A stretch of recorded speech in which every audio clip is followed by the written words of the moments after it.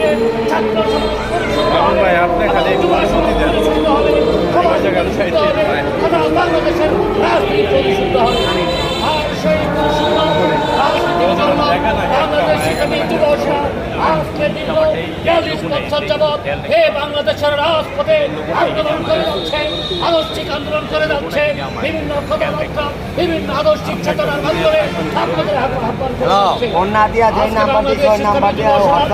জাতীয় প্রেসক্লাবের সামনে দাঁড়িয়ে আমরা ঘোষণা করতে চাই, আমরা জুলাই বিপ্লব করেছিলাম, বাংলাদেশ ইসলামী যুব সমাজ ছাত্র সংস্থার পর সক্রিয়ভাবে সেদিন রাজপথে ছিল। আমাদের অসংখ্য কর্মী কারাবরণ করেছে, অসংখ্য কর্মী আহত হয়েছে, কিন্তু আমরা সরকারের কাছে কোনো ধরনের সহযোগিতা চাই নাই। আমরা জানি আমরা দেশের জন্য জীবন দিয়েছি, আমরা জানি আমরা জীবন দেশের জন্য জীবন দিব এবং আমাদের রক্ত দিব, কিন্তু গরিব চাওয়া কিন্তু